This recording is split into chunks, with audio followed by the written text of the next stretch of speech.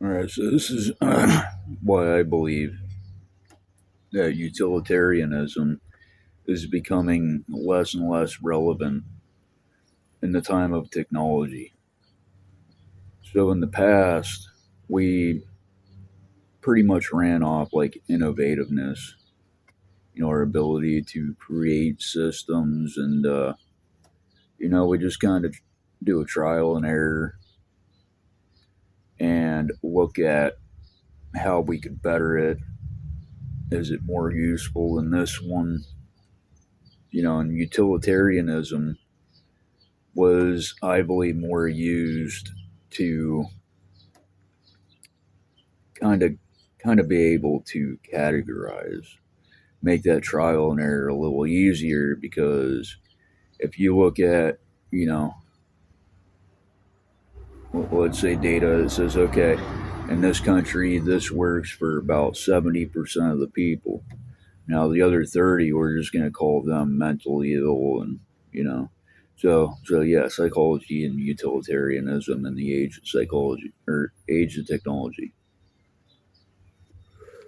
And what I believe is that these biological makeups, such as aphantasia and things like that, I wouldn't call this a segregation, but more of a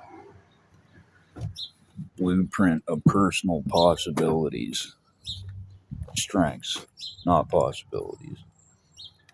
So if you have someone that can more predict, then they're going to be able to fill in more of the gaps of the situation and kind of avoid the trial and error a little bit, right?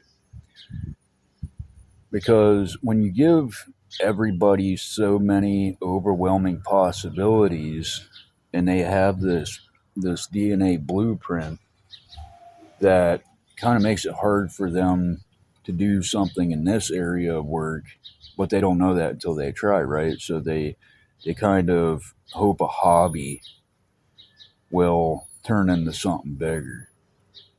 That's dopamine, and then we're turning our dopamine into a business. So how could that go wrong, right? Well, you could lose your business and end up not getting dopamine from doing that anymore. Now that hobby has become, a black hole compared to everything you thought it was going to be.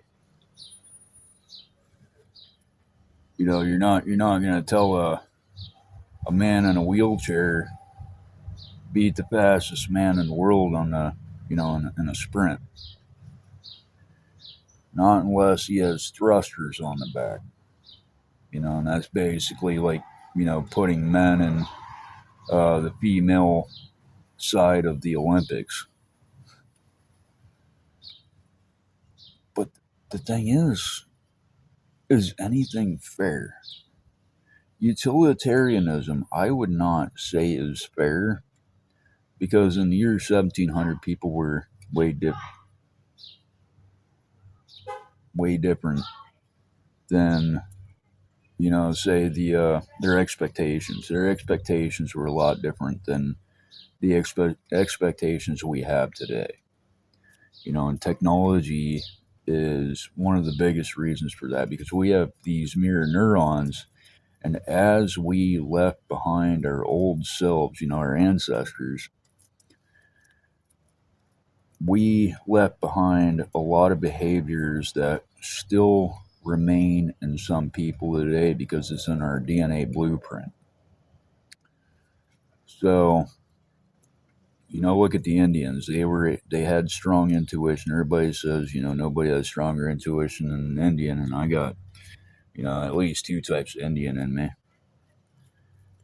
And it's just, I get a lot of strange looks everywhere I go.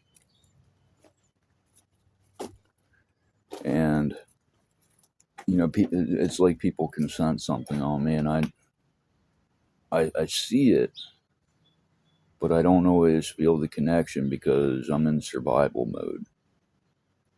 So that can easily cut off the connection to, oh, hey, let's make sense of why this person's looking at me this way. I'm in defense. I'm like, this guy comes after me, whew, I'm going to throw the whole dictionary and some at him. in ways that's going to twist his mind, that he's going to be done for the day. Done. And then what happens after that, they're usually nice. Because they realize they stepped in the wrong court. So sometimes that's why our survival mode comes in handy. Predicting a confrontation allows us to build up that energy that tells the other person, hey, I'm not the one to mess with today.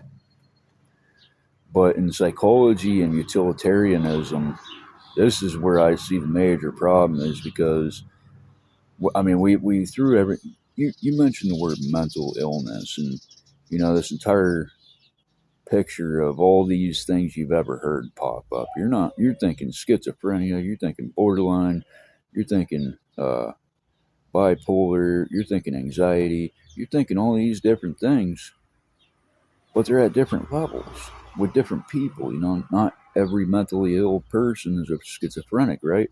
But when we're made of mirror neurons and most people only memorize, and they're not going to take the time to delve into what mental health actually is, because they lack discernment. Sure, they can memorize, but they don't have the discernment, so it doesn't always make sense to them, except for in the context that it's being used.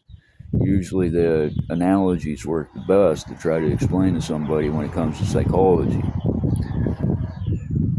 And so the why I see utilitarianism as irrelevant to this is because of that reason right there, is because of the mirror neurons.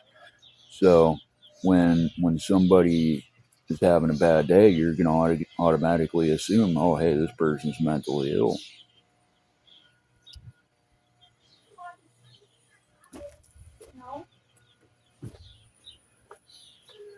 And so when they lack discernment, they're going to be in survival mode because their pattern recognition is being thrown off. So I don't know any sort of solution to this. I'm just hoping, for better days, I guess.